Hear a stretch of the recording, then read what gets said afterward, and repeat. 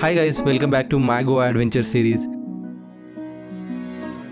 This is day 3 और आज के दिन की शुरुआत हम कर रहे हैं गोवा के कैपिटल यानी कि पणजी से। एक ऐसा शहर जिसको बहुत बड़ी हिस्ट्री है and it reflects a fusion of Indian and Portuguese culture through its architecture, tradition and way of life.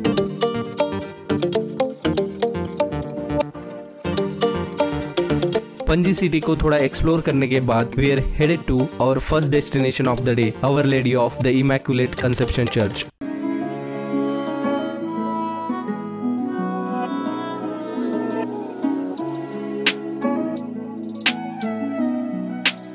यह चर्च ओरिजिनली कंस्ट्रक्ट किया गया था पोर्तुगीज के द्वारा लगभग 1540s में। ये गोवा का one of the oldest church है।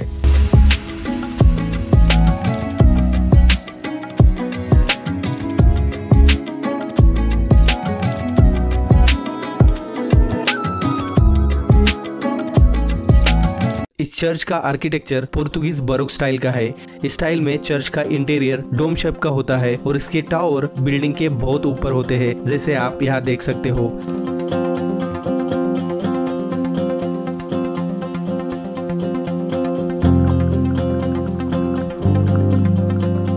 A grand staircase with zigzagging steps leads up to the church entrance.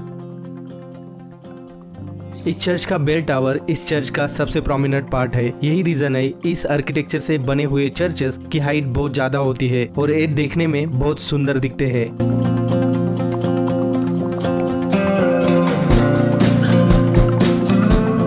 A stunning white structure of the church stand out against the blue Goan sky. इसी के कारण यहाँ पे बहुत सारी Bollywood movies की shooting हुई है, जैसे कि जोश, आशिकी 2, मलंग और सिम्बा।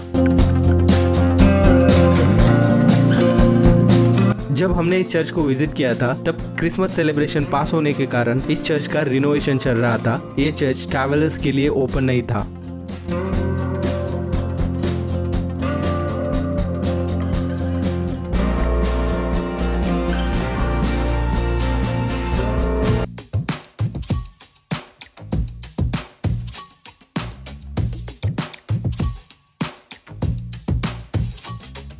इस खूबसूरत चर्च को देखने के बाद अभी हम जा रहे हैं हमारे सेकंड डेस्टिनेशन की तरफ, जो ओल्ड गोवा में है। Panji is situated on bank of Mandovi River and you can take ferry to cross this river along with your vehicles.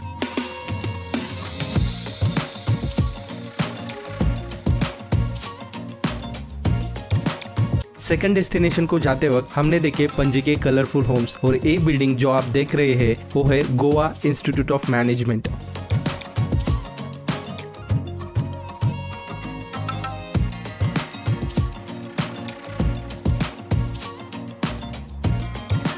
Finally इस रोड से होकर हम पहुंच गए हैं बॉम जीसस चर्च में। This church is named bom Jesus which mean good Jesus और infant Jesus. Bom Jesus church is located in old Goa. It is one of the most historically significant and architecturally stunning churches in Goa.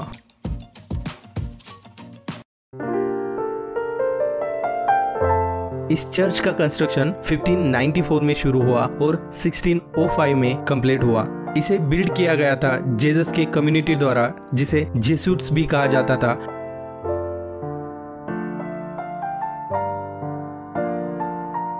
ये church बहुत famous है क्योंकि यहाँ पे preserve की गई है सेंट फ्रांसिस जेवियर की बॉडी, जो एक कैथोलिक धर्मगुरु थे। इन्होंने 16th सेंचुरी के दौरान एशिया में क्रिश्चियन धर्म का प्रसार किया था। उनकी बॉडी आज भी एक सिल्वर कैस्केट में यहाँ पे प्रिजर्व की गई है और इसे हर 10 साल में जनता के सामने प्रदर्शित किया जाता है। पिछली एक्सपोजिशन 2014-15 में हुई थी और अगले साल यानी कि 2024 में आयोजित की जाएगी। जितना ही चर्च बाहर से खूबसूरत है उतना ही अंदर से सुंदर है। यहाँ पे जीसस की बर्थ की स्टोरी डेकोरेशन के द्वारा दिखाई गई है।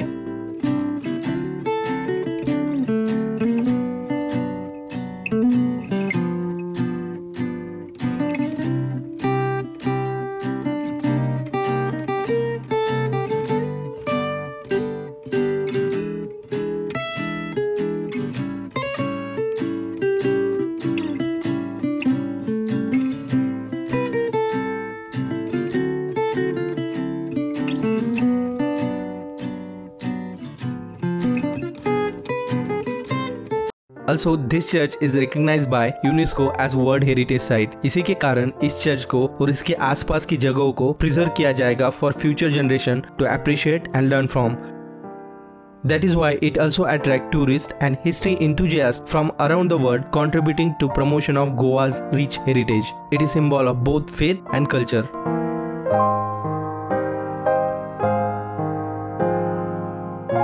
This church is considered as one of the finest examples of Baroque architecture in India.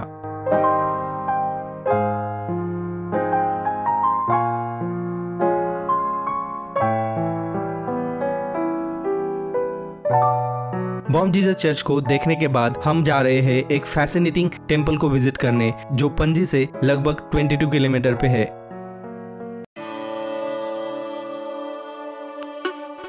इस टेम्पल का नाम है Mangeshi temple.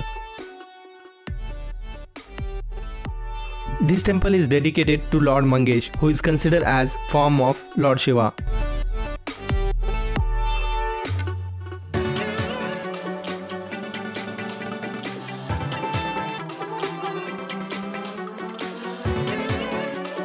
Lord Mangesh holds immense significance for people of Goa and is often referred as कुलदेवता of many Goan family. ये temple Bharat Ratna Lata Mangeshkar और उनकी family का भी कुलदेवत है।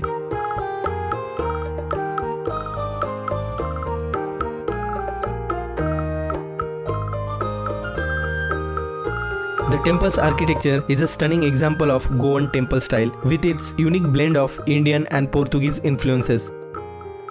The main temple structure features a beautiful triple-tier tower, and the temple complex include other fascinating structures like Deepstambha.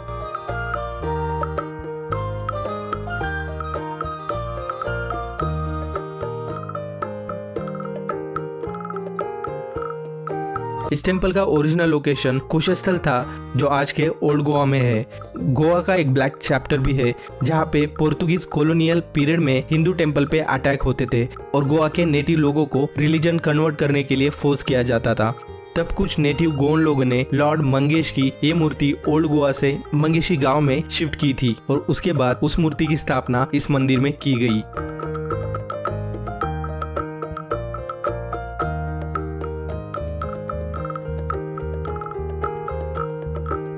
यहाँ पे एक डिफरेंट चीज हमें देखने को मिली और वो है यहाँ का दीपस्तंभ, जो बहुत सुंदर और आई कैचिंग है। इस दीपस्तंभ में कुल मिलाकर 7 लेयर है और हर एक लेयर में दिए जलाए जाते हैं।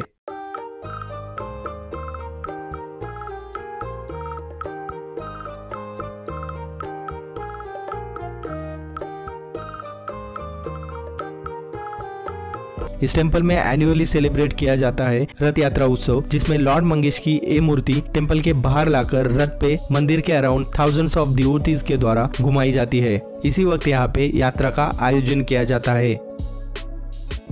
इस टेम्पल का और एक सिग्निफिकेंस है और वो है इस टेम्पल के सामने का lake.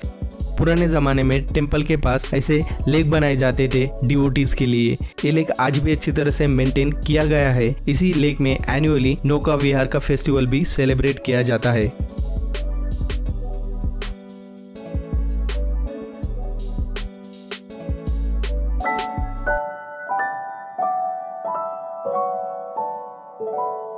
Exploring the Mangesh temple has been a delightful experience, and if you are enjoying this video, please hit that like button and subscribe for more travel insights. Thank you so much for watching. Bye bye.